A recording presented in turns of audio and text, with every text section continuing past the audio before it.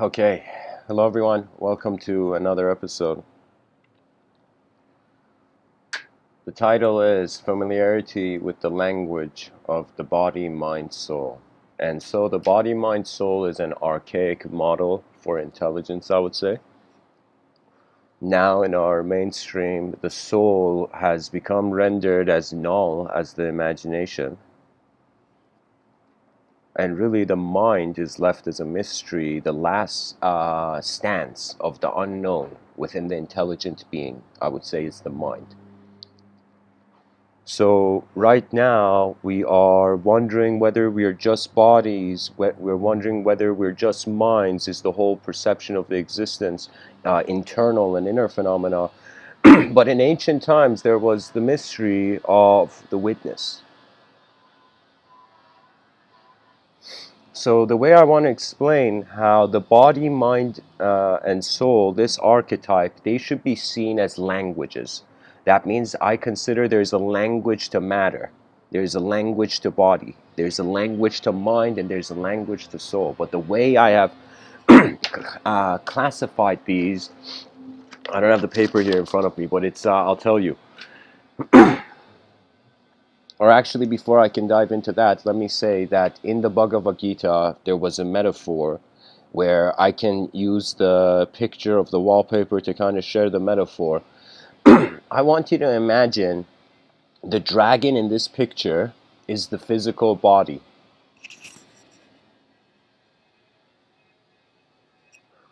And the house is the mind, and the kid is the soul.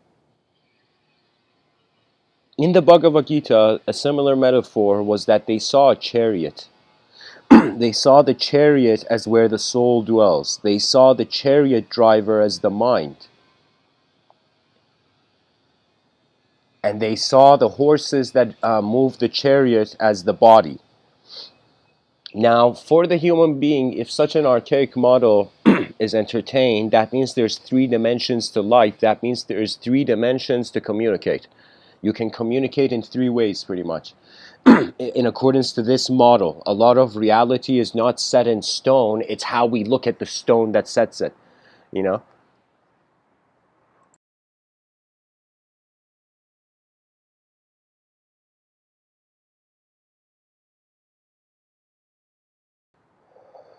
So, if we were to wonder, all right, let's say there's a language. Let's say we wanted to multidimensionally become bilingual. I would say the language of the body, if we were, and we can even make this into concentric circles. We can make it that the first circle is the body, the second circle around that is the mind, and then the circle around the mind is, the soul. The third circle has a lot of soul. So if the soul is the third layer of an onion, if the mind is the second layer of an onion, and if the body is the center layer of the onion, what do we notice about the center layer of the onion? When we have zoomed into the atom, we have found emptiness. Oh my God. Sorry guys, there's bees. I gotta defend my iced cappuccino. Just hold on. Oh man. So if we were to see a concentric relationship, to see that what we consider to be our physical life is within a non-physical awareness to that life, aka the mind. And when we notice that the mysteries of the mind keep it unknown, that means if your mind is where all knowledge is there, if your brain is required as an initial emergent property before there can be meaning, it would mean that the mind is the edge of conception. So the body can't see, relate, or speak, or communicate beyond the second concentric sphere. The second layer of the onion is the max language of the body. And what does that mean? That means, okay, here, let me say it like this.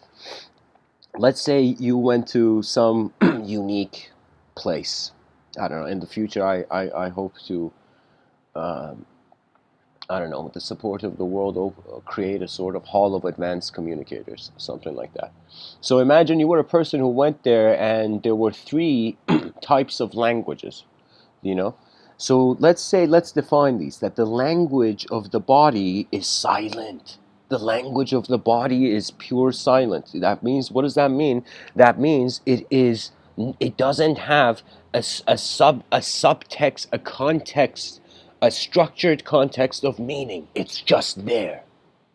That's the thing about matter. It's, you see, that means before we storify it, we appear in it. It's instantaneous appearance. So the body is manifest. The cool thing about matter is you don't have to imagine it to be here. It's just here. Entering this material existence is like entering a city that you didn't build the buildings. Nature did. Or architects your mind can't fathom or can't ever know. There's many. There's so many systems in place that if you want to find their founding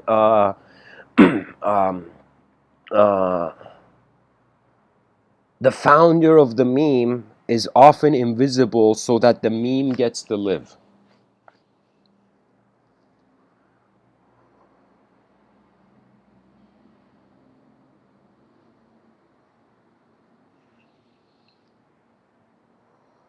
The language of the body, the language of the mind, the language of the soul. The language of the body and the language of the soul are silent. There is no content. But the language of the mind, that is where our abilities come from. The body keeps the potential, the mind, in accordance to how the free will implements itself, sets things into motion. What does that mean? That means when I woke up, I was speaking a language of my body. I was physically moving around, watching my face kind of becoming conscious of the day. Do you know? Then there's the language of the mind, where I start thinking, where I, like, after that point in the morning where it's just like technically you're out of bed but your mind's still in bed. When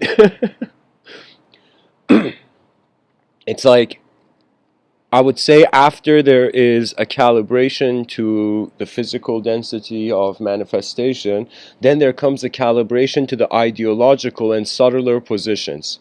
That means the person checks the time. Then the person checks their excuse me.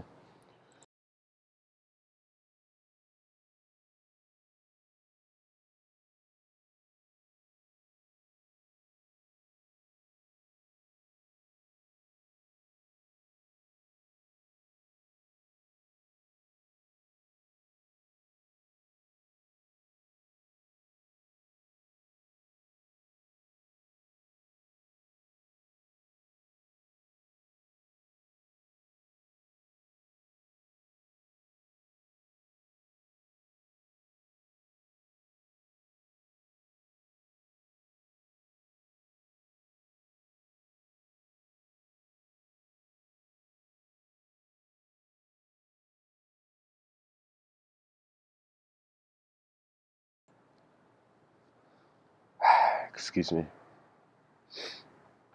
What I'm trying to say is, upon being acquainted, once entering the conscious waking state, with the language of physicality, with the language of matter, then there comes locating that position of physical existence into an experiential context, which is the nature of how the mind is like awareness.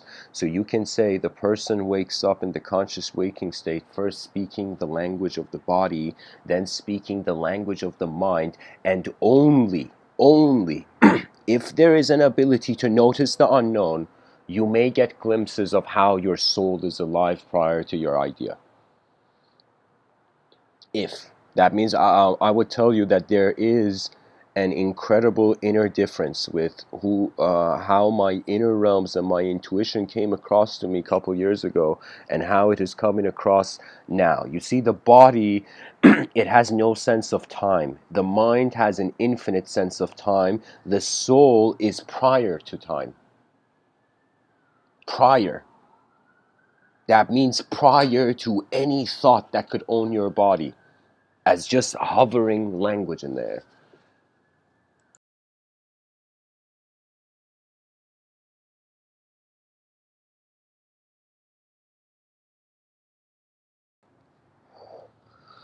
The language of the body, I remember writing it, I don't have the page here, but I wrote that in order to comprehend the language of body physics, or I would say sciences, the sciences come in here. That means any person who wants to comprehend as a language. We're not trying to give ideological systems absolute dominion over the minds of, over the free will of man, but we want to say that it's a language. Just like right now, as I'm using the English language, doesn't mean that this is the only language I have access to, or this is the only language that is true for me, you know?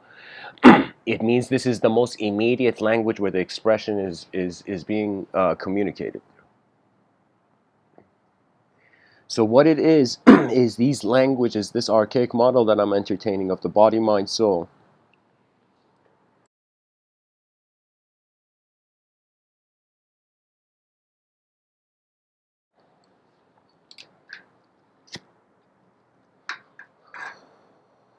The sciences will help us comprehend the language of the body. Psychology will help us comprehend the language of the mind, and philosophy will help us contribute to the language of the soul. And inclusive in philosophy is, I would say, the mystical dimensions. You see, there are some branches of knowledge that they can't be equal to one another. Even though we have this mentality of everything equal all the time, 24/7.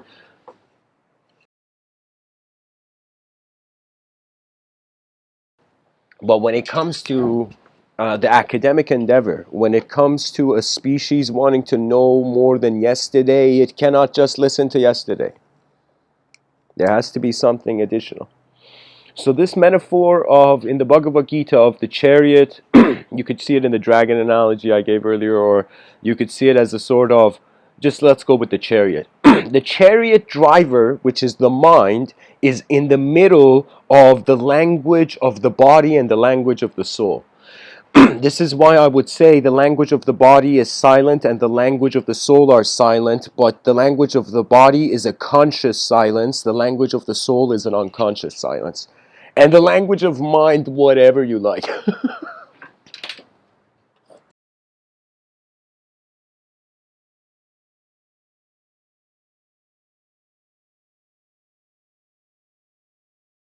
You can see these as three older brothers or older sisters, you know, as if like the body is the younger sister, you know, the mind is the middle sister, and the oldest sister is like the soul, you know. That's when it comes to the language, the experiential intensity. I can tell you I have had memories that relate to my body. What does that mean? That means I've fallen down, and as I have fallen down, I have suddenly gotten a memory exact evocation of, in my inner realms, the exact instant evocation of another time I had fell. It's as if I had fallen in a similar way I had fell before, and there was the instant evocation of it. But I would say when it comes to, pretty much what I'm saying is the mind, the middle brother or sister, if you consider, this mind has access to a neutrality that neither the older brother has time for and neither the body can comprehend. That means the older brother, the two younger brothers or younger sisters are looking at the older sister and being like, okay, I have no clue what she's doing. You know? They don't see as far as the soul can.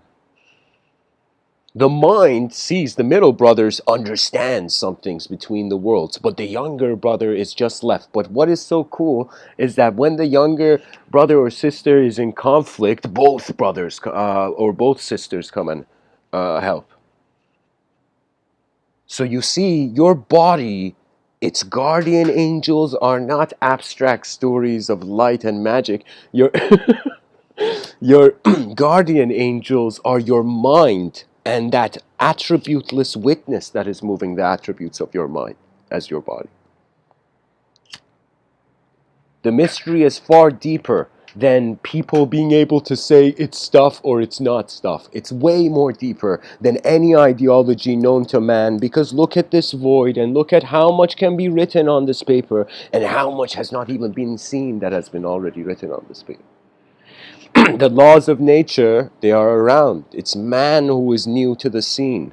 The world has been here, and if intelligence has the roots of the solar mind, perhaps we will understand that after human beings have tapped into the Gaian mind,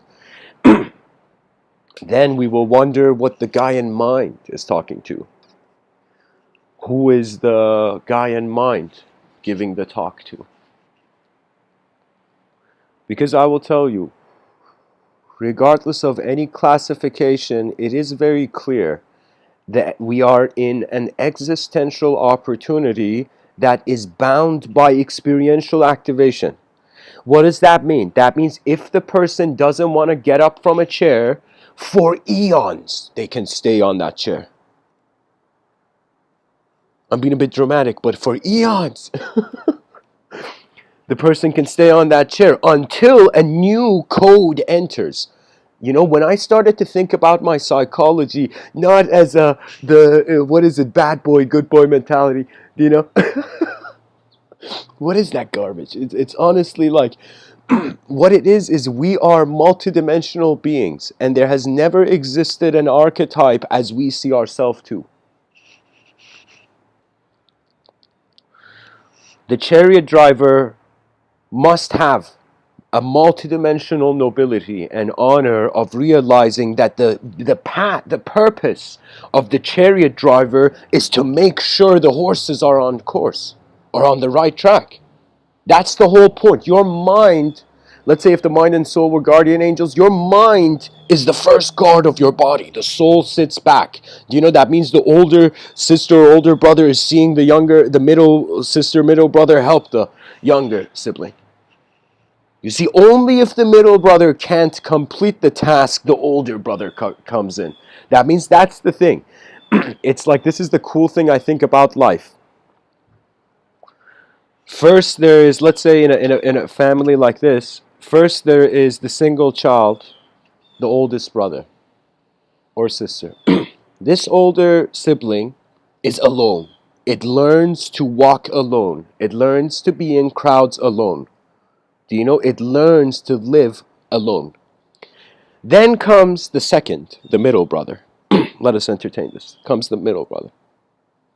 The middle brother finds itself having pre-established an archetype of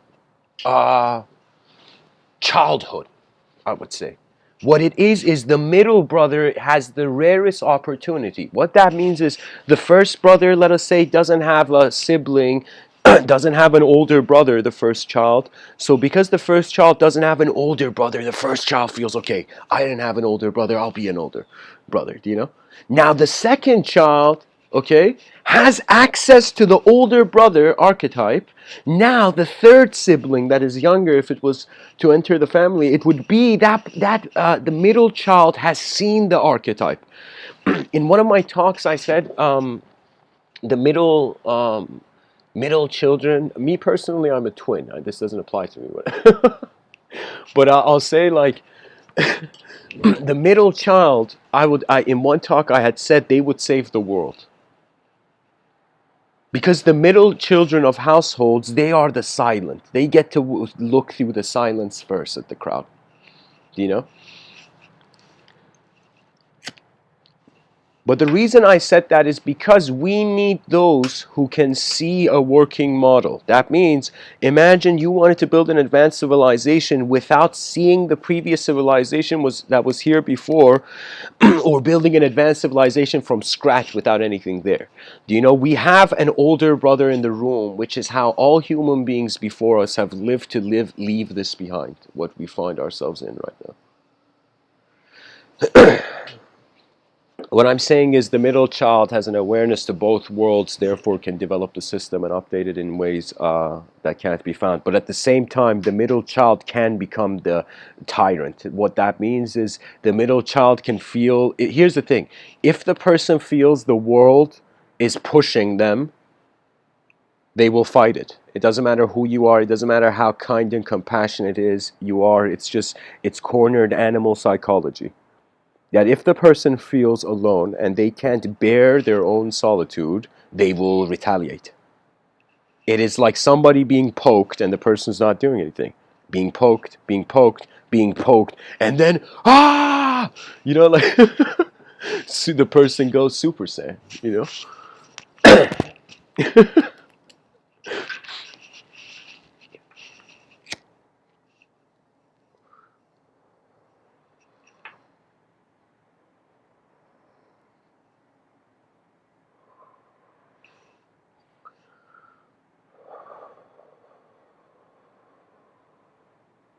How many times in history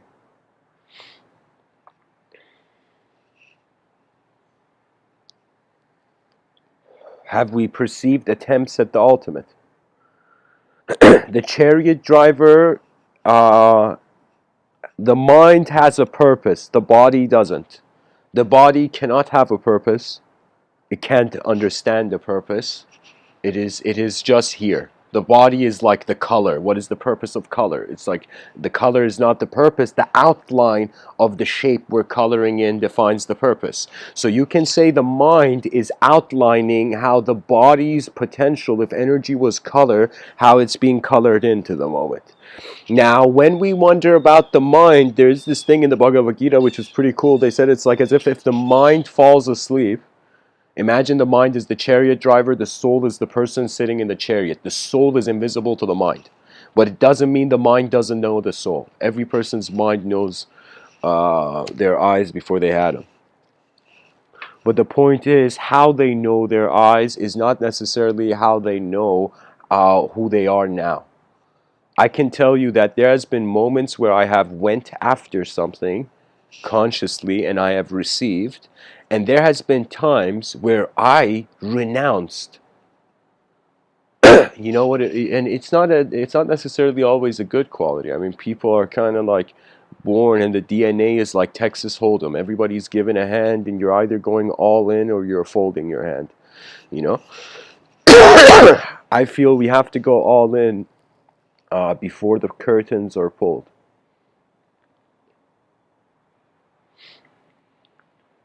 The chariot driver may fall asleep. If the chariot driver falls asleep, the body goes out of control. Then the soul comes in, as in accordance to, I would say, context of Vedic thought. The soul comes in.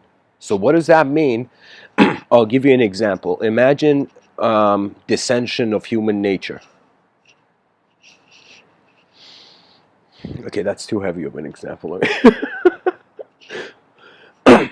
Let's say, you know, you are in the driver's seat of a car. Passenger seat of a car. And you're driving. And as you're driving, excuse me, you're in the passenger seat of the car and you drive. Only if you were a driving instructor you could do that, you know. But let's say you're in the passenger seat of a car and there is a driver and you are suddenly noticing the driver has fallen asleep. What do you do as a passenger in a car when you notice the driver is asleep?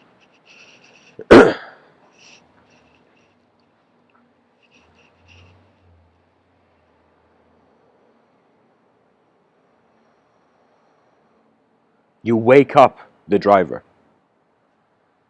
And when life becomes meaningless, that is what is required to do. The driver requires to wake up. Pretty much the driver goes into the passenger seat and the passenger starts driving. You know?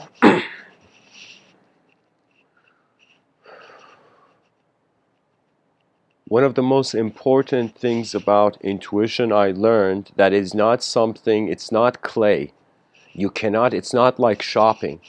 You cannot desire or like Amazon wait for an order from your inner realms. I'm like, what is this? Is prayer universal? Like, like you put a prayer out there and it's like all right, it'll be here in 30 days, you know. But I will tell you,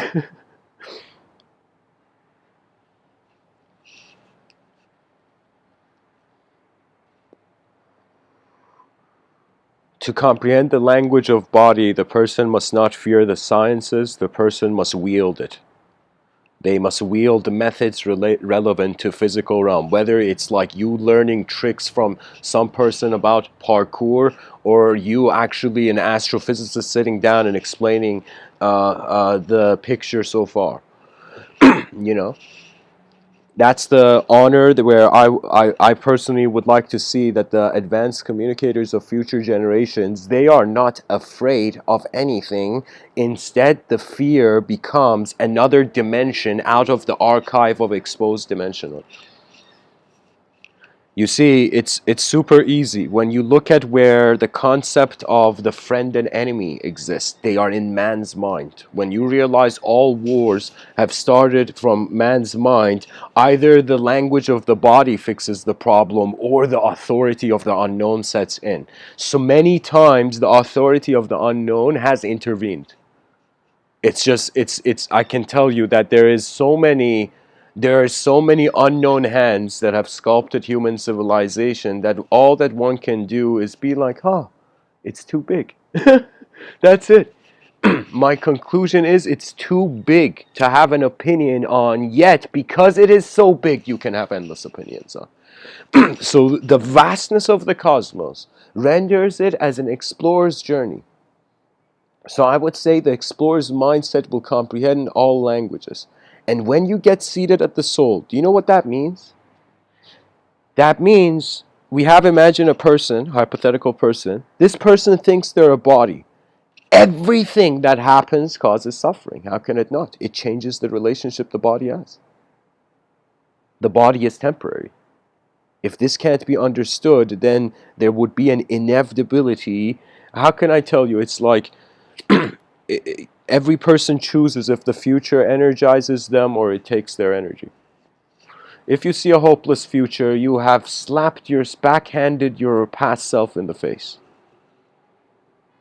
But if you see a future that has already succeeded, if the person can close their eyes and for a moment wonder what would ultimate completion feel like, just forget every concept. Let me see what would it be if there was never anything wrong with nature.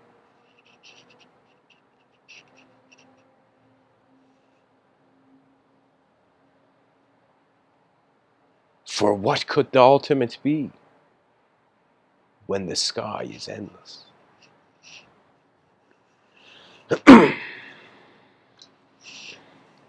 The commander of the body is the mind. The commander of I will say it this way. The commander of the neutral body is the known mind. The commander of the known mind is the unknown soul. The unknown soul cannot have a conceptual commander. And what it means is you lived as a body. That person I was using for the example experiences life as a body, then experiences life as a mind, as the space, intelligent space, where physical activity, elemental activity, is ascribed or extracted or grasped into meaning. And once the person has lived as a known mind, now comes the beauty of mysticism. This is where the mystical algorithm has been designed for. It has been designed for to point to the unknown, but as as as a center of a circle that no longer sees itself separate from its circumference. An inner realm that has found an ultimate allegiance with the outer realms. This allegiance will only come if you abide by your nature. If you abide by awareness prior to conditioning. Because honestly, when I speak, I have no clue how people's eyes have opened to the world. And there was something I cried for one night. You know what it was? I'll share it because maybe this is the time. Guys, one night I sat down. I was actually, how would I say it? I was in a car. Anyways, I was somewhere. And I can tell you, It wasn't a panic. It was kind of like an existential panic attack, but it wasn't on existence. It was that I felt, if this project I'm doing, this Mr. Within's Gift on YouTube, if this project becomes bigger, it is just natural that any system that becomes bigger will at some point have casualties. That means I suddenly wondered, could there be people on this planet that they are disturbed by what I say? You know, as if it's like life should have remained an illusion, but how dare someone touch the simulation? I cried because I realized that it is left to human choice. It is left to human choice. And the best thing that philosophers can do is push off language worship. That is the war between the analytical philosophers and the continental philosophers. The continental philosophers were wise enough to know the position of language and its hollowness. But the analytical philosophers had accepted language as the ultimate. It wasn't that they had made the world into a fact. They had made facts into the world. And to the continental philosopher, that is the cruelty of denying the future generations all the unknown dimensions that imagination was born for. Because what we treat as imagination, I will tell you, we can't understand it. All we know is duality. Nothing else. Language is a dualistic system. And if I want to comprehend my body and soul through language, it is done. I can never see the pure meaning of silence, both in the manifest and the unmanifest, in the observable and the unobservable. They say there's an observable universe and there's an unobservable universe. You know, cough, cough, dark matter, dark energy. So if there is this unobservable universe, so let us think. We are in an observable universe and there has been a self. Could there be a self in the unobservable universe, that we are simultaneously being inseparability of the object and subject, being a position of intelligence? Could it be that the soul has no time? The soul is like a person in a cinema and the film is the mind and body's dance.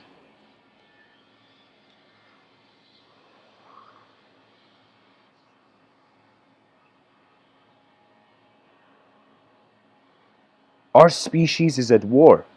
But do you know what it's at war with?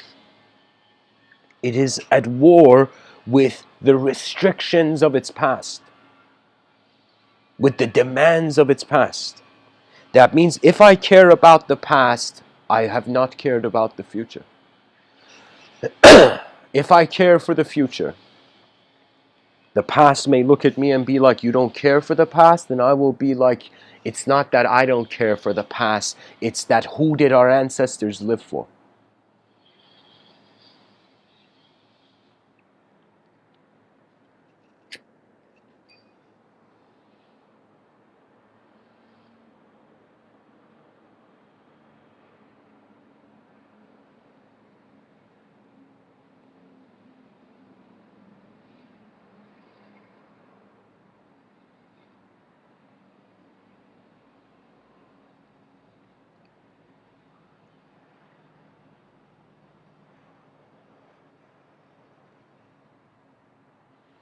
The mystery remains, the mystery stands, and not enough notebooks are being bought by human beings to journal new experiences of what is going on in this realm. If anybody honors this talk, realize you need to honor your realm and share your inner realms while you can. Because every day happens once, and you know, it's like the same way a person looks at a cup and it's like, what is the purpose of this cup? And it's like to be filled. And when I wonder about what is the purpose of having access to another modality of perception behind one's eyes, it is to invent the future dawn. You know, we should think so many steps ahead. We should think, I will tell you, in my inner realms, this is the easiest way. I found a way to forgive. Forgiveness became easy when I realized what the future deserved, not the past. If you think about what the past deserves, anger is the only resolution. The past is always angry. Have you noticed? The past is always angry. Only those past ideological systems that somehow had enough leniency in their context for the universal remain. That means I will tell you, whatever human being you are, just aim towards a universal community. Just aim. See what happens. See what happens to your karma. Just try to live not as a human being, but as a universal being. Because where will we be? Just fast forward in your minds, dear listeners. Fast forward as far as you can into the future. Fast forward your inner film. And you will see everything that the person feels is being judged by. All those factors that are judging the individual will be hyper judged by the future. That means the moment you judge, you will be judged. But not by a sort of story-bound agency. You will be judged by the eyes that you didn't naturally open.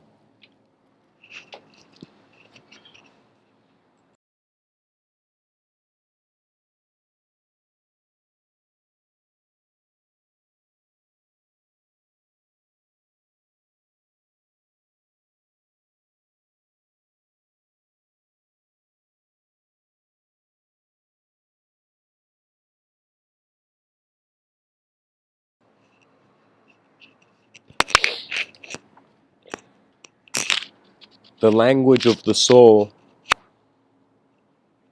may be witnessed if the mind cannot pilot, if the mind cannot control the horses, because there will eventually come a time where the chariot driver has to stop the chariot, and the chariot driver leaves and goes back to its own realm.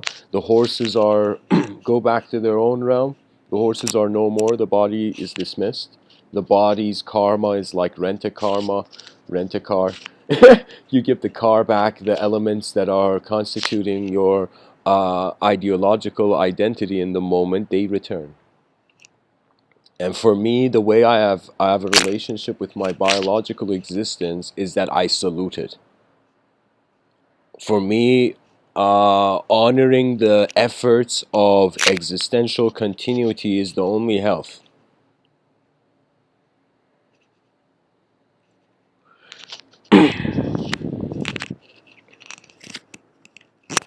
And let me tell you, if in this lifetime you cannot see the fool first, then the person knows that in the future they will be the fool.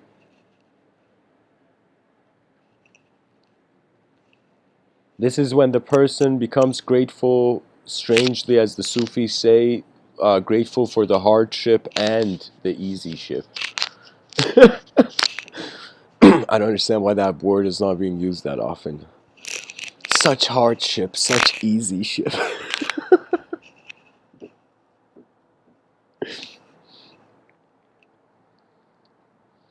Or maybe it should be such soft ship. I'm experiencing such soft ship throughout the day.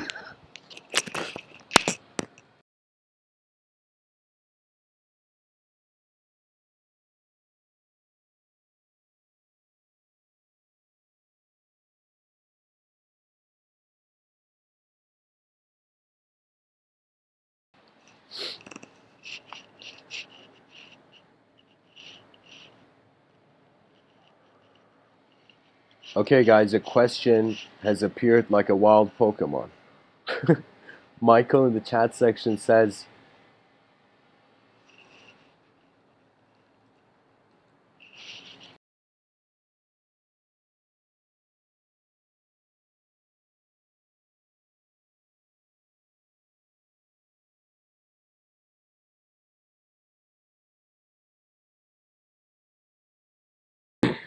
okay, excuse me, guys, I'm just changing the song. Okay, so Michael C says, how does one share this knowledge with loved ones that may not understand this depth of knowledge? Yeah, here's the thing, man. I will give you three answers. In a new context, I will give you three answers. One, you can share knowledge by pointing at its source. Somebody wants to know what is light, you point at the sun. So one way is you point at the source, and when it comes to human beings, if you want the person not to fall, not to become attached to the outer realms like a blind robot, then you point them to the source of knowledge within.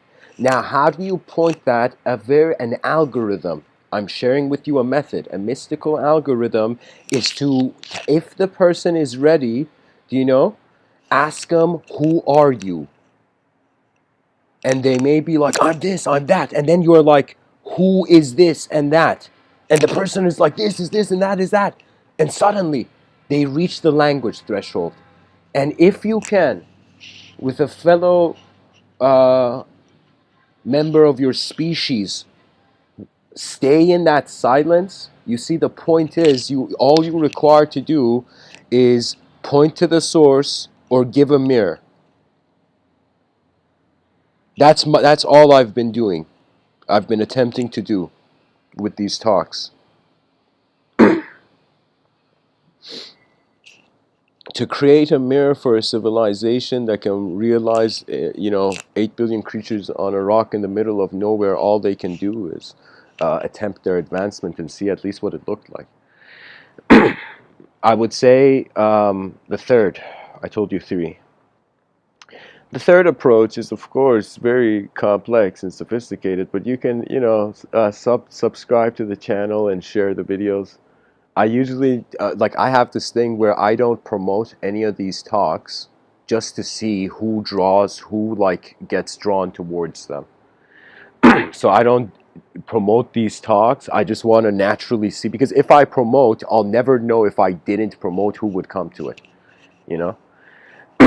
So I would say, I don't know, you can, honestly, the thing is, if you trust nature, you don't need to change it. You change yourself. Sri Ramana Maharshi says, one's own self-realization is the greatest service one can render the world. Your own self-realization is the greatest service you can render to things.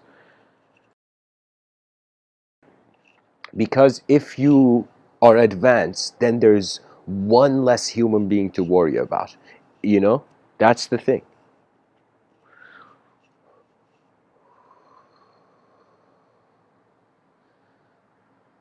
And really, true knowledge is not outside. Outside is temporary. What is inside, which is not conceptual, is the true.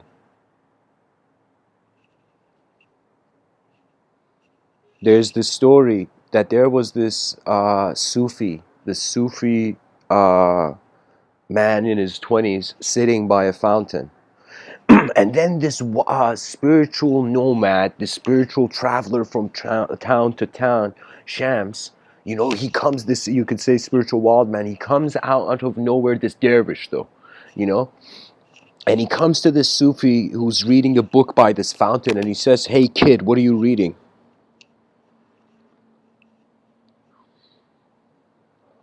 And the kid looks at this guy, dervish with a long beard and this kind of nomadic dervish Sufi clothing, and he looks at him and he's like, he's reading a science book, the kid, and he's like, nothing you would understand, old man. This is the newest sciences of the time. Like, as if he's saying, don't worry, sir. You don't have the ability to understand this ink on this piece of paper, So the kid dishonors the person who's like, what are you reading, And the kid, as he's reading, the spiritual nomad, takes the book from his hand and throws it into the fountain, and this kid is shocked.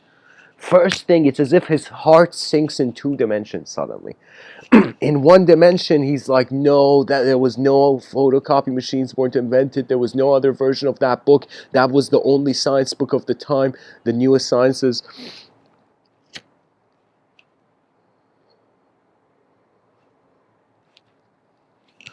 Then the kid also gets angry. How dare this guy do this? Now the kid looks at Shams and says, "Do you know what you have done?" As if he's scolding the soul that has been dishonorable to the knowledge of the realm. And he says, "Do you know what you have done?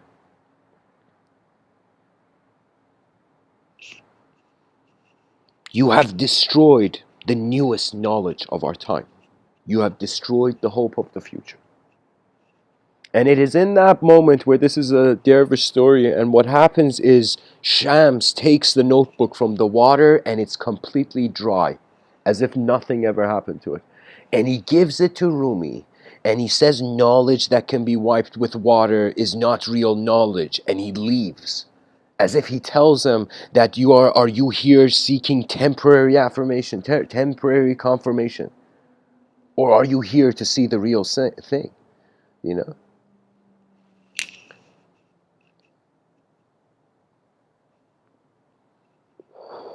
And Rumi is struck by this incident. That kid was Rumi, the poet, this famous poet named Jalaluddin Maulana Rumi.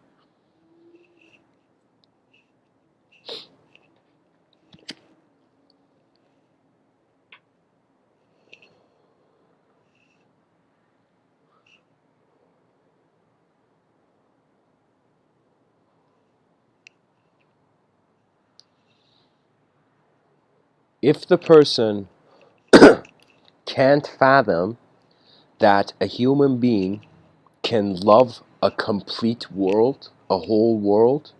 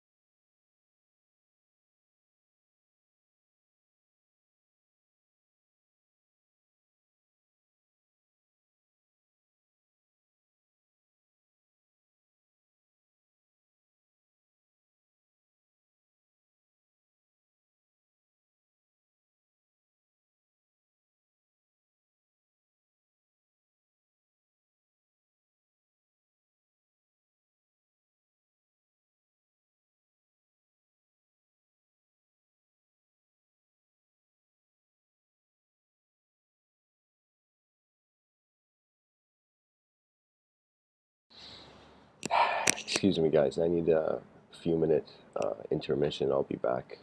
I encourage the listeners to also, I don't know, refresh. I'll be back.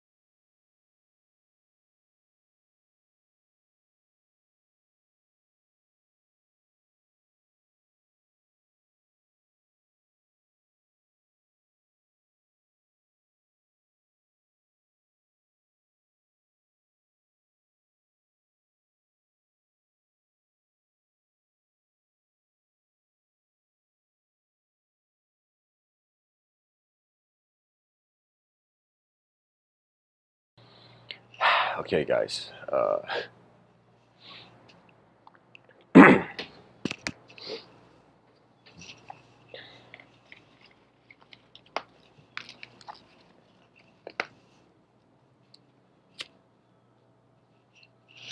Okay, guys. So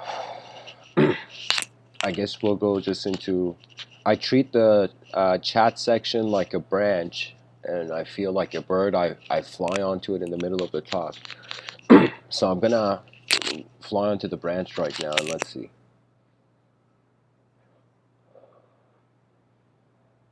Michael says, I have 3 kids ages 7 to 12. Conceptually, I don't want them to be hypnotized by the world of illusion like 95% of us on this planet. Yeah, I'll tell you not my thoughts. I'll tell you Khalil Gibran's thoughts. I don't know how many people know Khalil Gibran, different ways you can say it. Guys, this quote is anybody who is a parent, whether consciously or unconsciously. Let me tell you, whether intentionally or unintentionally, whether consciously or subconsciously, Khalil Gibran has this quote. He says,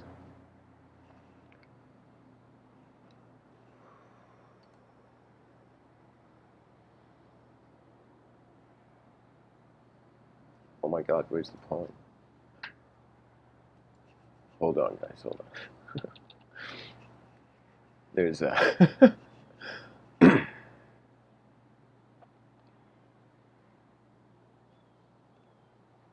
Okay, there we go.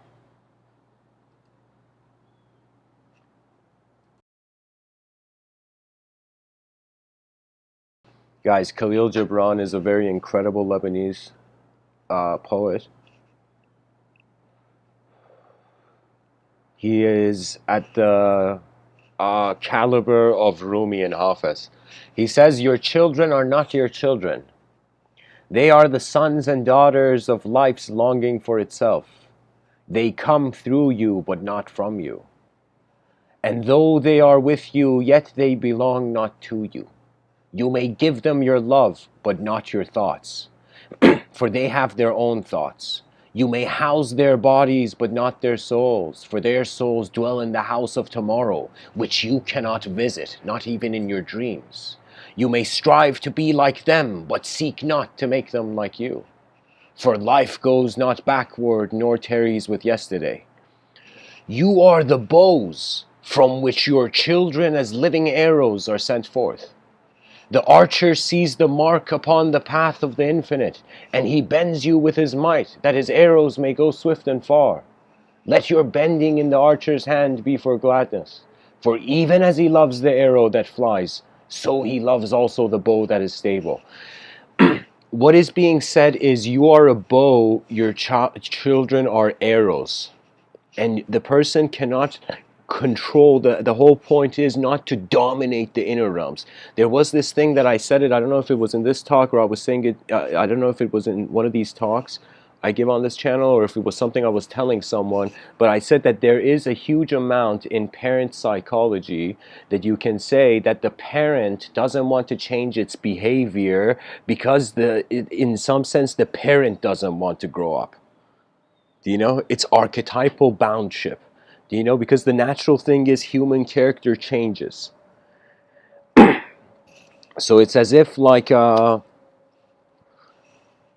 sometimes because the parent doesn't want to change, the opinion on what the child is doesn't change and the person just wants to respond to that. The whole point of it is realizing every human being has an inner realm. Every human being. And that inner realm is unknown. We don't know if a lot of children on this world, if they're going to become Einsteins or not. So nobody knows. It's the honor of the soul. And the moment they said the soul wasn't here, honor died.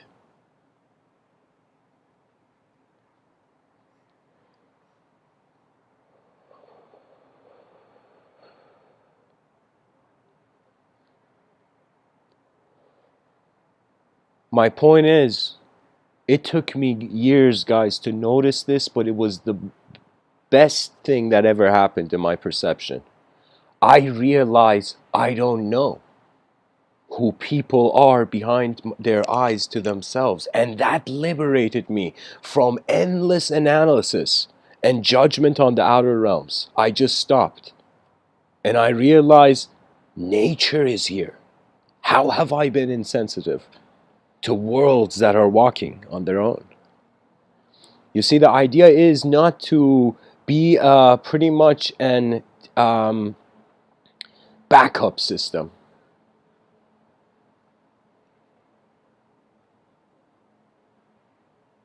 For the continuity of the genetical activity.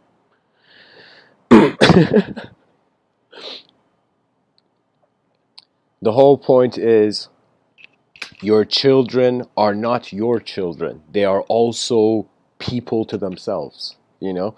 And if the child is based on dependence, I say this in children's psychology, the child, it depends on the parents.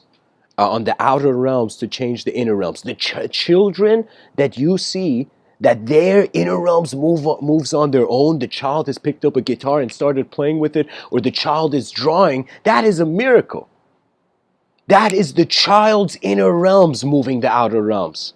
Do you know? But the child psychologically, in regards to ideological characterhood, and after looking at itself in the mirror, Jacques Lacan style,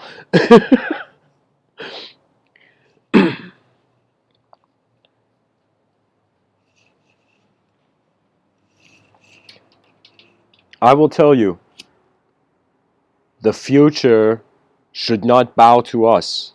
We should bow to it. The future carries the torch. Do you know what that means? That means imagine an Olympian taking the torch and passing it to the next Olympian, but then this Olympian is trying to take the torch out of the hand of the Olympian he's just given the torch to. It's as if the past is intruding on the authorization of what is required to occur in the future. I will tell you, the most important thing is like you can say, like ninja masters, parents looking at their children and just being like, okay, has this child realized they have to move their inner realm? Has this child realized that there is a difference between the inner realms and the outer realms? Do you know children who let's say in a lot of, I would say, what this whole concept for me, it was astonishing, of this idea of cyberbullying. Do you know? I was like, look at language tearing people apart for no reason. You know? Let me tell you what it is. You will not feel independent in this realm if the outer realms are where your meaning comes from. If you cannot walk alone, it doesn't matter how many people you walk with. Life will be like, you've missed out on this, you got to go see it before you move on. If we take in this attitude of activation, if we stop rendering the human being as just atoms senselessly in the void, it's like, isn't it phenomenal? A meaningless movement is somehow translating to a meaningful position in our experience. When you look at all the animals, we are the ones that noticed.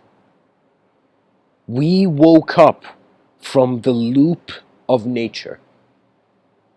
So many creatures, it's like, it's literally, for me, it's a sort of magic, but the magic, instead of being like in old school fantasy mindset, like a spell, the ecosystem is the spell that is limiting the creature in the ecosystem.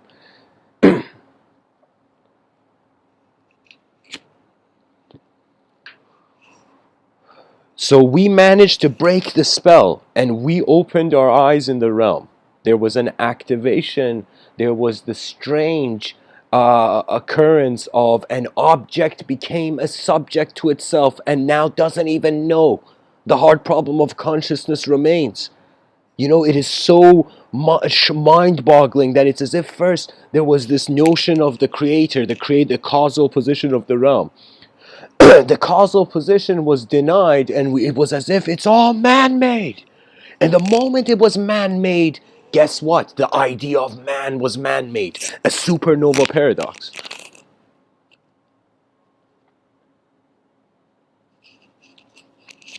I would say an implosive paradox. A paradox where the two opposites collided into a singularity that totally changed the whole thing.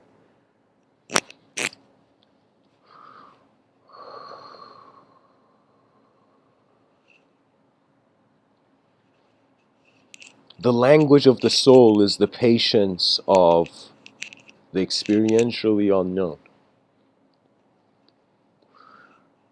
And that's really where we need a lot of advanced communicators to go into uncharted territories to start mapping the inner realms. The inner realms are incredibly evocational, but there is similarities. That means if every person, there was this website where let's say there was like in the future, there was some global leadership that was enforcing every human being to share their dreams and their, maybe not enforcing, but I'm saying, like, imagine we had a database, an archive of all the dreams people were having on the planet. And it's as if you could just go on this website and see different people's dreams, what they've dreamt about. Do you know? So it would be, imagine now we took an approach where we started to, rather than render and call the imagination empty and illusion, we started studying the illusion. As in Buddhism, they say, Zen Master Dogen says, study the self. We start studying the inner realms, the ideological entity. And then we realize to study the self is to forget the self. We suddenly see there is way more than the ideological entity. So that means we're not just the ideological entity. To study the self has become to forget the self. We have forgotten the self and we've realized there's more than the self. To forget the self, Zen Master Dogen says, is to awaken to the nature of all things. What does that mean? That means the staircase to heaven, or let's say the gate to heaven on earth, was stepping outside of the cocoon of language. That is really language, and communication is the magic of our time.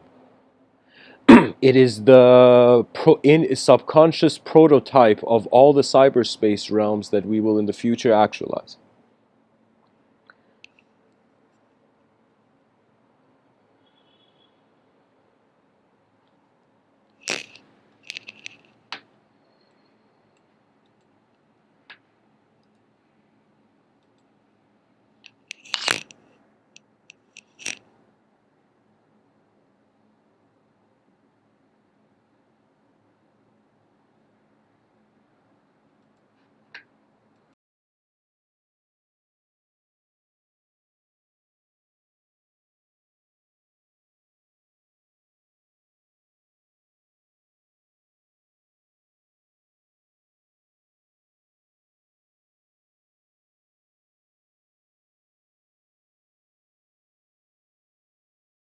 So guys, the quote, the poem that I read, Michael, in the chat section, just take a screenshot and study this poem. I think the answer to your question is there.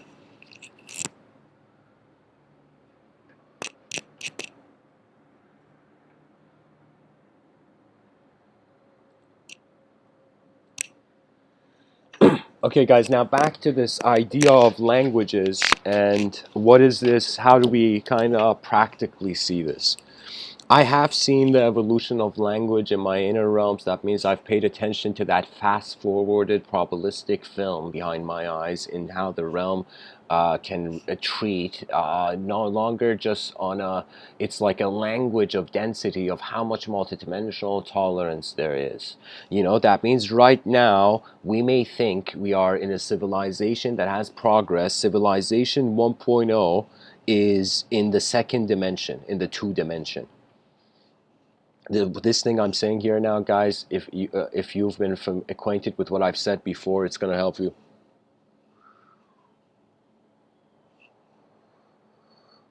Civilization 1.0 cannot surpass duality. That means we are experiencing 1/4 of the potential of an advanced civilization. There is 3 other arenas that civilization hasn't awakened to. 3 more, you can say, levels. One level is we don't have a proper uh, social, cultural resolution, I would say, to absence. We are temporary creatures, but everybody's desire is making them live as if they're eternal. You know?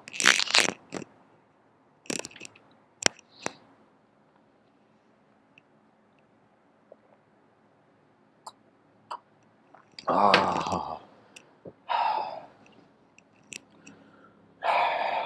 that's good coffee.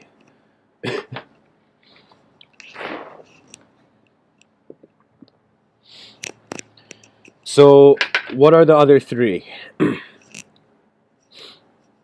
Let's say one dimension of the civilization is dualistic, another dimension of an advanced civilization is going to be void.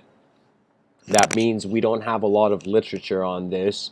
Maybe the Upanishad, maybe certain ancient texts really truly give a response to this. But if you check out what happened to poetry, it's like the more the person became conscious of their suffering, the sadder the poems became.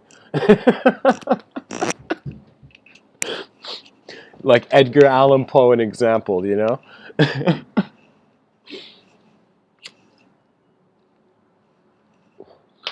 When I read Edgar Allan Poe, I'm like, all right, this guy needs to, you know, uh, go out when it's sunny sometimes.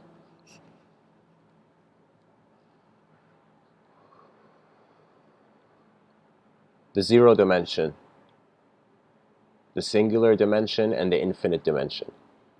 3 angles to an advanced civilization that we have not fully extracted enough about. The most we have extracted about is from the dualistic dimension.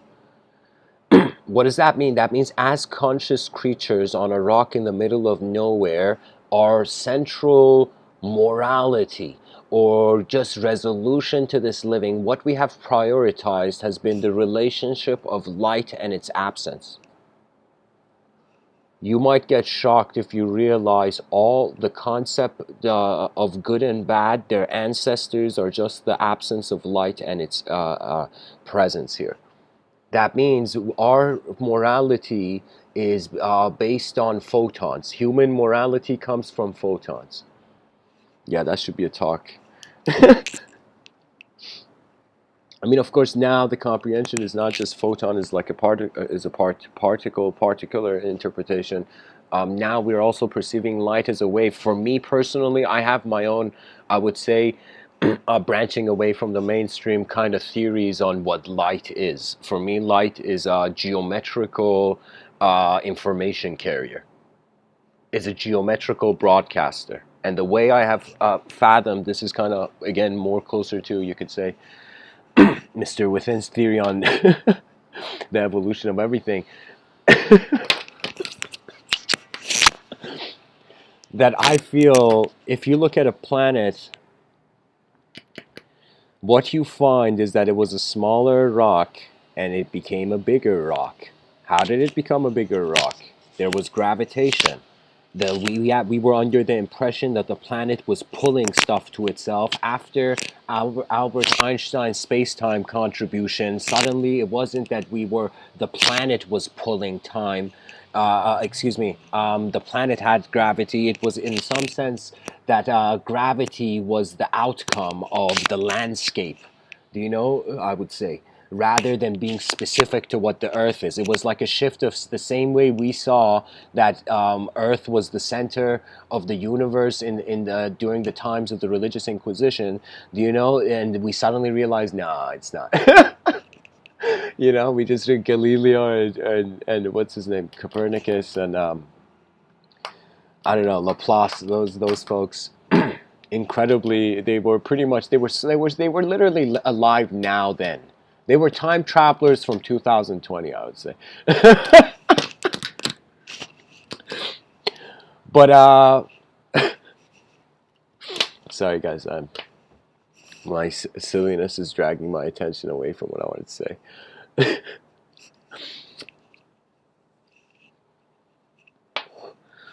we realized that the Earth is not the commander of gravity. The landscape is.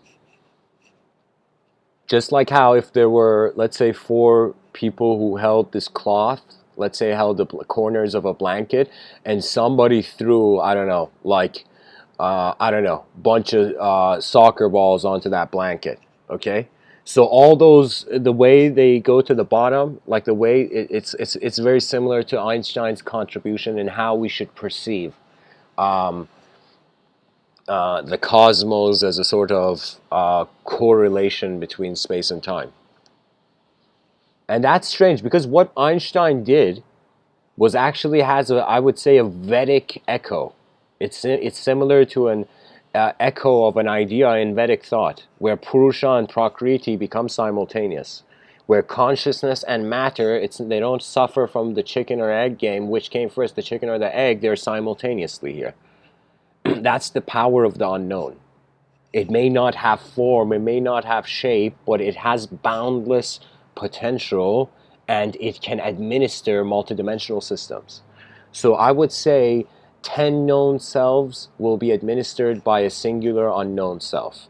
That singular unknown self could be a part of 10 more selves, and those 10 more can be administered with the unknown.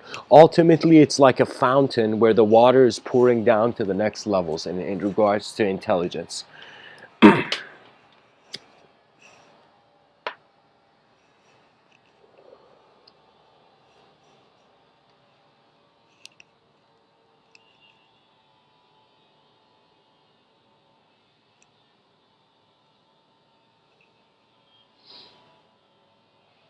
The advanced communicator and the multidimensionally tolerant.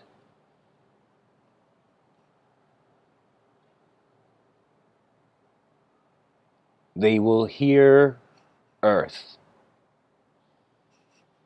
your true commander, the Gaian mind, the Logos.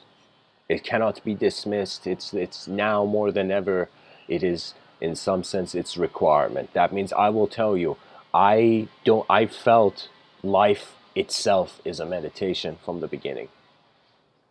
But I will tell you that the roar, the shouts, the heart-crumbling shouts of the void are, it's like once you hear it, you will suddenly, the importance of the soul's work will come into view.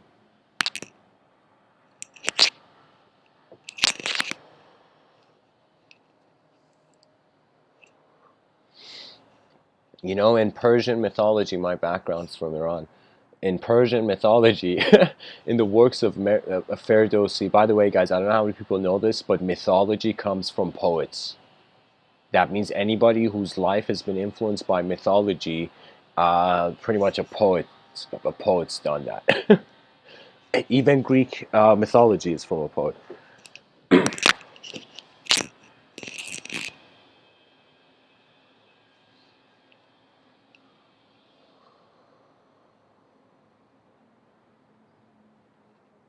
There was a character named Arash the Kamangir. And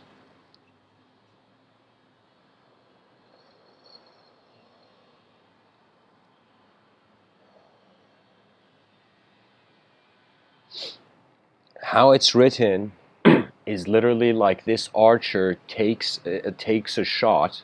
Once he releases the arrow and the arrow hits his target, his enemy, it's as if his enemy never existed. As if this dude was such a badass archer, the moment the arrow hit the opponent, it was as if the opponent never existed. You know? And I feel that's kind of the poetic, you know, a poetic view that our life is simply this, that the body is a bow and the mind's efforts are the arrow. And both are in the hands of the solar presence of the attention. Aziz in the chat section says, Mr. Within, light is a language transmitter. Light is where the alphabet comes from.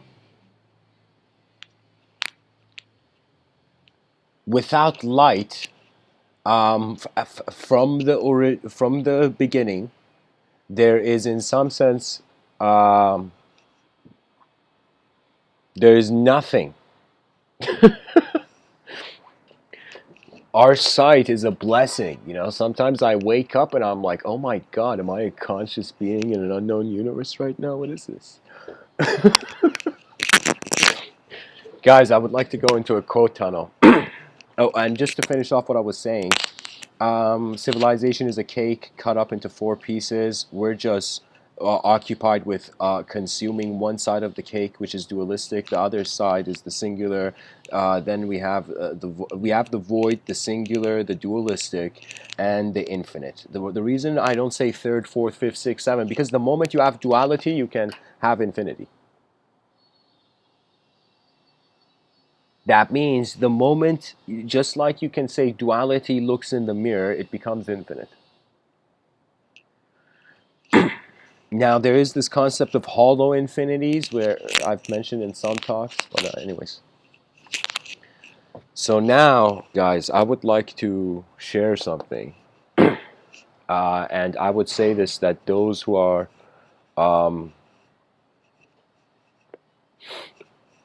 not content with the mystical viewpoint,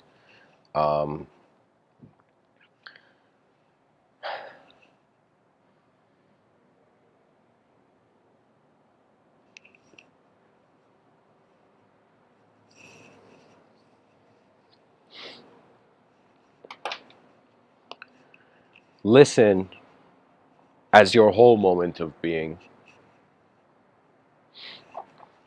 And this poetry tunnel I want to go into, guys, is I don't know, it's worth it. Let's go.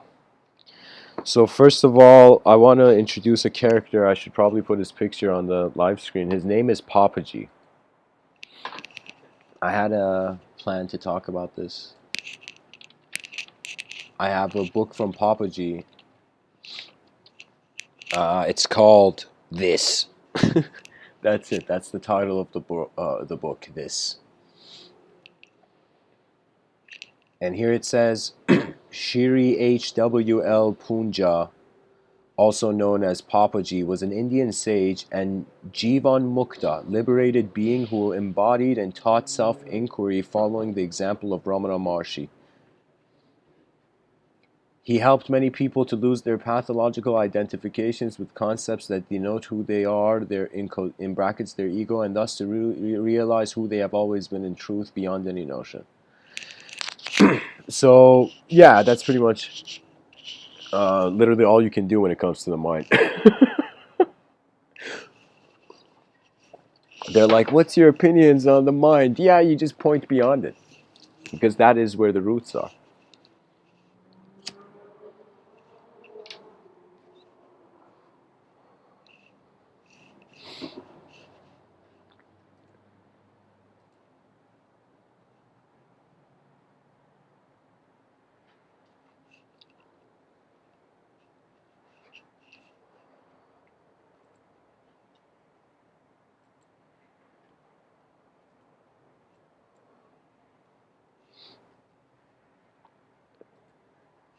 Alright guys, so this is Papaji.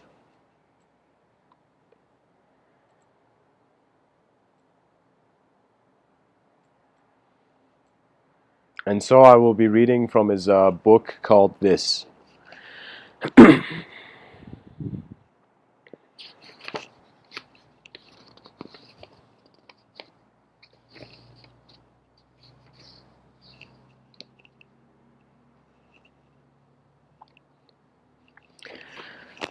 Everyone is beautiful.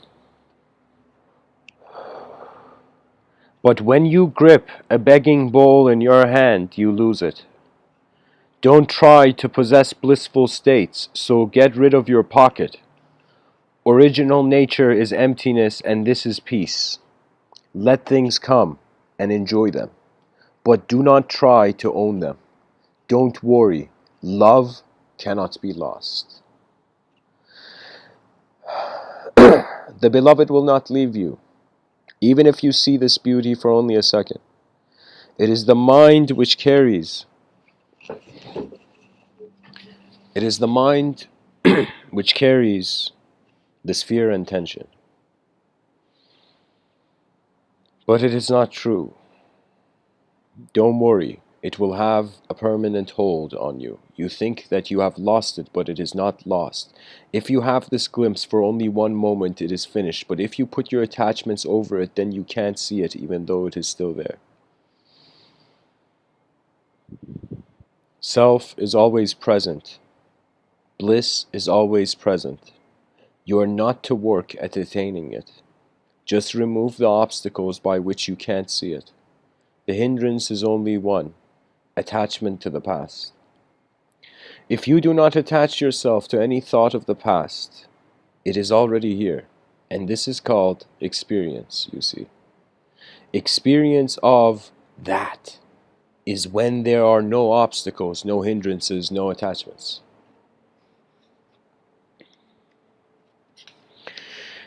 Because of the habit of going out to objects, you forget that what you are involved in is just a projection on the screen. Due to this forgetfulness, identification goes from being the silent witness to becoming the projection itself. You forget that you are the screen on which these projections are rising and passing. Mind is the habit to be involved in its objects. It can't both silently watch and be involved. When you go to any object, it will never give you peace. Don't go anywhere to try and find peace. Peace is within you. You are that peace. You are the screen which doesn't change. Oceans of water cannot make you wet. Fires will not burn you, and movies of romance will not affect you. So allow the projections of the mind, which is everything you see within and without. Like this you must remain. That which is untouched, that which is before identifications and intellectual grasps, this is eternal being. When thought takes you to an object, you tend to go along with the thought. This is everyone's habit, following the mind. Avoid the thoughts which come and go, and avoid the one who follows the thought. Don't just look at the thought, but look at the one who is following the thought from the inner consciousness to the outer object. The one who follows the thought is also a thought. The one who drinks coffee is also a thought. Sorry guys, hold on. I need to...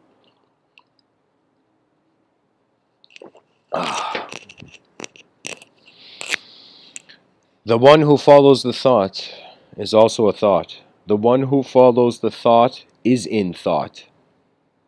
When you know that both are thoughts, you are home. Then allow thoughts to arise and allow them to be followed. You remain as that unmoved and unconcerned being. This is the highest understanding. After the four walls are torn down, the four walls of intellect, mind, body, senses, there is still the old gate remaining. The old habit of in quotations I in the form of in quotations I am free. This gate is not needed and will leave at the time of day. This gate is not needed and will leave at the time of death, if not before. Both are the same. So guys, Papaji is pretty much saying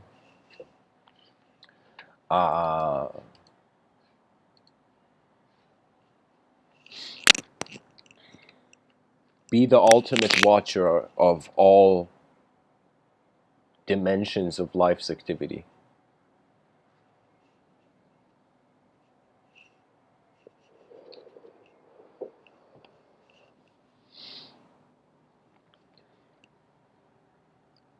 Papaji says, it is difficult to understand this, so you must only do it. Let the thoughts rise and let them subside like waves moving along the surface of the ocean. The ocean is not concerned with the rising or the playing or the falling of the waves. It knows that the waves cannot leave because the waves are ocean.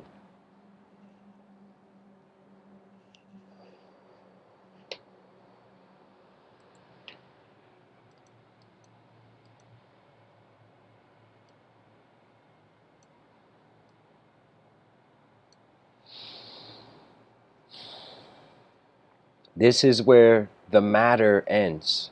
Samsara is there, so let it be there. Manifestation is the nature of self. Self itself doesn't keep quiet, but manifests as everything. As a wave is the ocean, so all manifestation is that. Therefore, do not accept anything, and don't reject anything. Allow the quietness and allow the mind to go and enjoy itself. The difference is that you are not the enjoyer. Only by love, only by loving, can you maintain the senses, can you maintain the sense of love and peace. Then emotions and fear will not dominate you, because you are in love. When in love, only love sits in your heart, and so fear has no place. Love is pretty much looking at fear and being like, get out of my seat.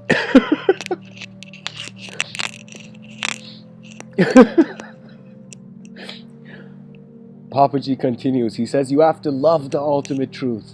Adoration of self with wisdom will get you self. Only adore yourself, worship and seek yourself. Guys, this self is with a capital S. So good luck defining it. The rest will be taken care of. Avoid useless activities and pleasures. Simply keep quiet. A magnificent book I'm reading, guys. The book is telling me to put the book down. That is a good book. Papaji continues, the only thing that is eternal love. This love is the beloved and the lover. You are not to make any effort in this relationship. By the way, guys, these are in all mystical context. Papaji was a yogi. You're not to make any effort in this relationship. When you are in front of your beloved, this beloved will not ask you to make any effort. This beloved will take care of you, and whatever she does, you will accept it. At that time, you will not think what is going on, because in love there is no dialogue. In love there is no dialogue, no question, no answer, simply both are quiet. Guys, the beloved is the guy in mind. It's Papaji's archetype for the guy in mind. In love there is no dialogue, no question, no answer, simply both are quiet. You are quiet and your beloved, the guy in mind is quiet, and something great is about to happen now. You have to wait.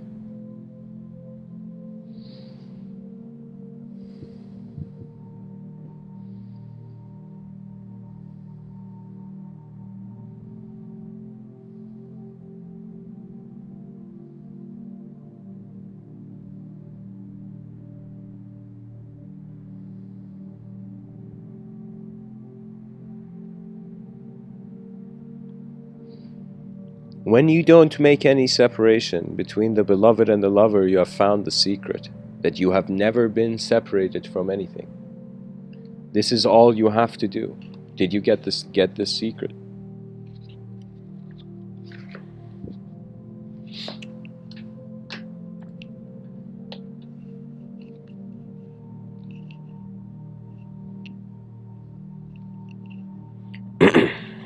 Papaji says the teacher will not be recognized by the diamonds on his head or by the number of students he has. Know the teacher to be the one whose presence gives you peace and removes all craving, attachment, and desire. That means the inner teacher, guys. The teacher is one who knows the truth and can transmit this truth to a humble one by look, by touch, by thought, or as Arunachala does, by silence. This silence is the light that does not move. The true teacher has no students. All is being, and only silence speaks. The perfect teacher has no teachings because he knows that you are free already. So the true teacher's non-teaching is that there is no teacher, no student, no teaching, and that nothing has ever existed. This teaching must be without words and must land in your heart. If you try to understand, it will only land in your head. The teaching can only be given by the Eternal and received by the Eternal. The Eternal has nothing to give to the Eternal, so there's no disciple and no teacher. That's... Guys, I'm just high-fiving, the void right now. You are already that, Papaji says, not the physical, emotional, or mental. Leave beside these forms and find out what is left and what it needs. That means once you attain an ultimate clarity, then the life is not about finding clarity or thinking you're in an illusion. It becomes about work. And little do we know, this planet's going to become the greatest multidimensional workstation in the universal sector. Some things are not written in the stars, they are written by the stars. The light in our eyes that has become the commanding force of an identity, that we have become language-based subjects, characters in a simulation of an elemental film. That means it's like pretty much mysticism in modern times means who's this actor in this film of life that we're all in. And so if we try to singularize it, if we try to find a who with content in it, then that's what Papaji is saying, that the Eternal have nothing to do. This is why in my talks I say, imagine you had found the ultimate truth, what would you do next? That next is unknown. The unknown is superior than the shaped truth.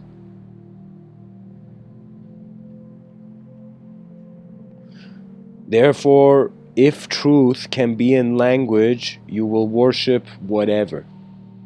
You will either worship your individual self, or you will... Pretty much what I mean is that unless you realize freedom is not a concept, but it's how nature was here before you looked at it in a certain way. The languages, let's say, of the body, mind, and soul, they become the unknown presence. And that's really it. After some point, the mind gets tired of wishing. Then as the ripples on the pond settle, then intuition begins its real work. The being has noticed the temporary consequence is the ultimate motivation towards the eternal vision of the species. Because we are here now,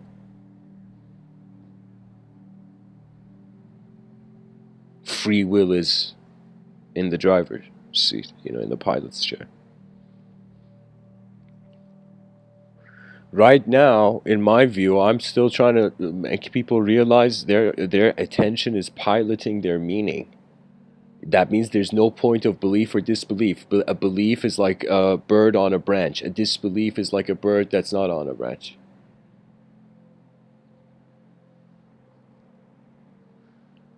So when we realize that it's not about the branch, the bird is the bird. That means, what if there comes this instant of let's say a forgiveness ultimatum, where in an instant the person sees everything that has happened so far, as much as it has been their responsibility, it has also been the responsibility of nature. That means it's like we start off in the human language bubble, and then as this human language bubble bursts experientially, we find nature's language. Nature's language is not words, it's more like going into a zone. I would say that musician on stage going in the zone, I don't know, riffing or whatever, like that musician, that rhythmic state is literally the language of nature. The language of the nature of the moment. Something about that rock star on stage was like an antenna that had picked up the rhythm of the moment, or had generated it. Whatever the content is, language comes in. It's like right now we have to have tolerance for language, because if we don't have tolerance for language, if human beings were a biological machine, the program, the software of this biological hardware is language, right? So if the person thinks their language, they will endlessly be changed by the world. Your inner realms have to find their honor independent of the outer realms. And that is the task of your eyes and the idea of the inner guru.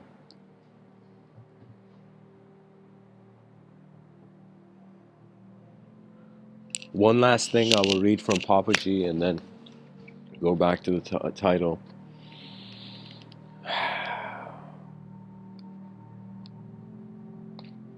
Inquiry is presence itself. So question, who am I? This is the only question that doesn't lead to suffering, because it is severing the ropes to body-mind-arrogance.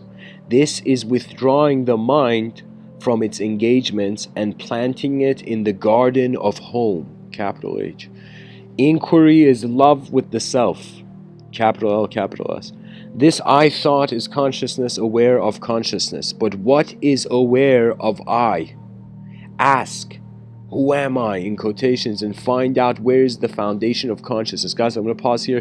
Papaji is saying literally right now, whoever you are, let's say somebody asks you, who are you? That answer in your mind, what is aware of that answer? What is aware that you are aware right now? You are a subject. That awareness to the subject is how Papaji is saying this. I thought is consciousness aware of consciousness, because it's unspeakable. It's not conceptual. It's not dual. But what is aware of I, in quotations, he says, ask who am I and find out where the foundation of consciousness is. The source. Who is conscious of the body? Excuse me. Who is conscious of body consciousness? Your face will definitely someday become the food for worms. Oh my God. Inquire and find who it is who shines through this face. Make the most of now, because death comes quickly. Don't move your mind. Be quiet. Shut the windows to the outside. Remove all changes and look within to the changeless. Truth is very simple. Don't complicate it. You must be in the light to know the darkness. Just be aware of yourself, the light. Jump into the fire of knowledge and don't be concerned what will happen to your clothing of concepts and conditioning. This fire burns all.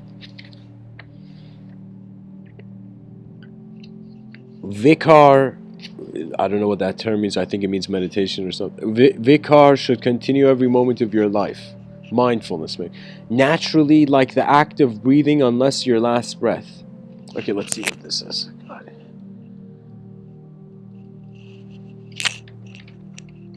Vichara, acharya, it's a type. What is it? What does it mean?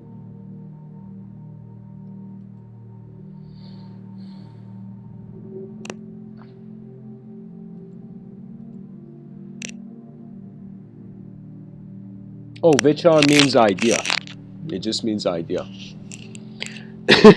So this idea should continue every moment of your life, naturally like the act of breathing until your last breath.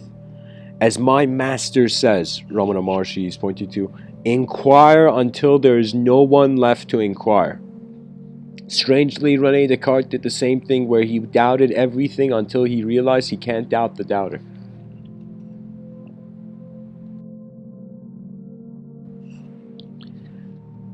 Papaji says the habits of the mind are very hard to break, and so it must be continued. You have been ignorant for years, so when you know the truth, you must stay as such for some time. What else is important? You have to be very strong. Question the mind unceasingly. Decide to never return to stupidness. Once you're in silence, stay silent as silence. Guys, here's the thing. It's not like a vending machine where the person can type some code and suddenly get the right thing. Because life is a journey, all it is you require to be attentive to how your knowledge is in the moment. You see, we are learning from systems that were here before we were here, and we're learning from ourselves as a new position in the system. Now, if you dishonor yourself as a new position in the system, you give no reason for the system to honor you. But if you honor yourself as the newest element added to, or the newest geometrical design added to the database of the human species experiences,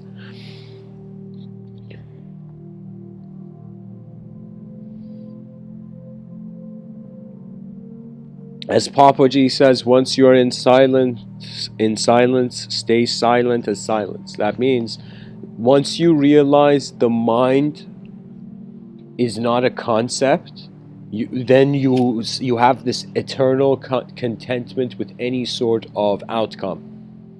Not with any sort of outcome, that you just realize, just like how words have stepped out of the silence, they will return to it. Just as from stillness movement has arose, it will return to it.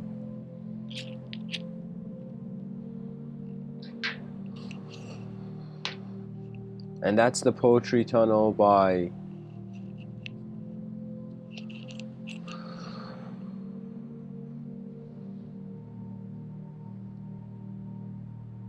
I would say that poem, this Poetry Tunnel, guys, from Papaji, this is really all about trying to figure out how advanced intelligence is, and how much we have lied to ourselves, and how much the world has been a lie because we have not dared to look to pull its curtains, you know.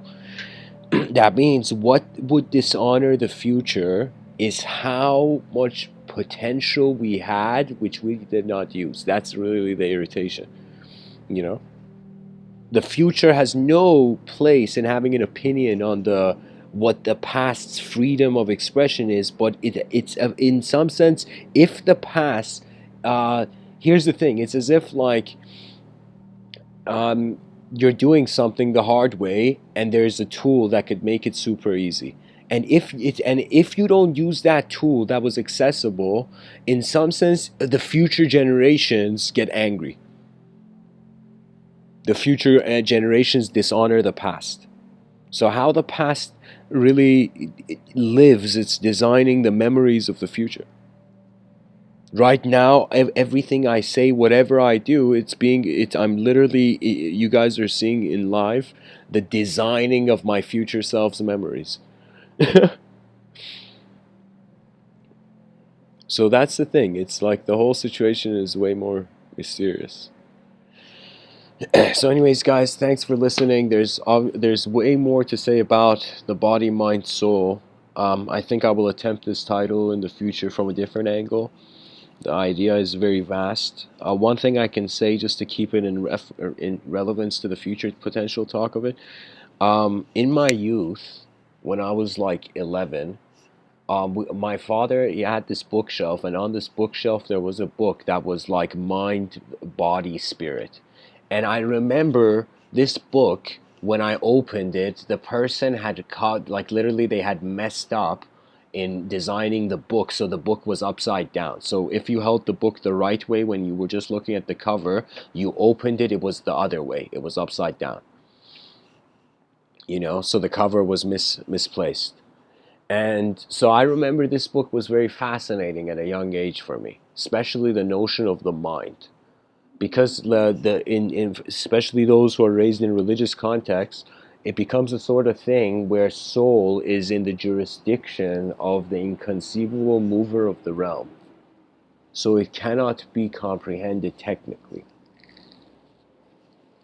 So because the soul is invisible and in the realm of the divine, from the religious angle, the mind is blasphemy. Do you know? The mind is the generator of blasphemy. And that's the issue. The mind is being ignored, so individual freedoms are being rendered void in accordance to world narratives. You see, let me tell you, you know how we have in history people who've tried to rule the world, dominate the world? Let me tell you, did you know we have had ideas in history that have tried to rule the world? Do you know we have had ideological systems like an alien going on the heads of a group of people, and they all become bound. They all become literally like an entity. The idea becomes the body of the minds of all those people. This is why the advanced communicator smiles when it sees duality, because it is 1/4 of the picture.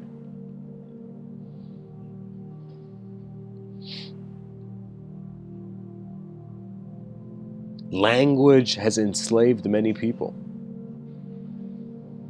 And sometimes, like I visit my old grandparents sometimes, and I totally see, like, it's like I can't explain astrophysics to them. They're like getting close to the age of 80, And it's one of those moments where you're like, you just honor what that inner being is holding in their realm. Because as you get older in this life, life becomes heavier for you, and that weight is, if there isn't honor, it's crushing, it's soul crushing.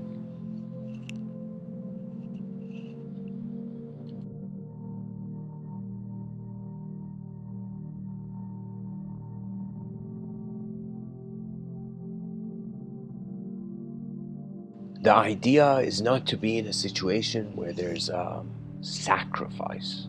The idea is we lived in such an advanced way. We were so advanced that we saw all angles. There was no blind spot, in some sense. There was this incredible multidimensional tolerance.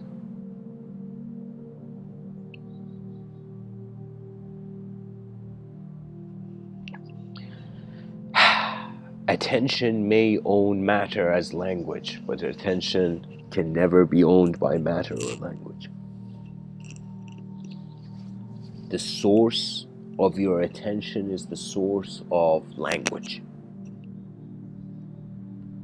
That means the only secret is the one looking. Those who care to see what they are before the elemental opportunity is no longer accessible.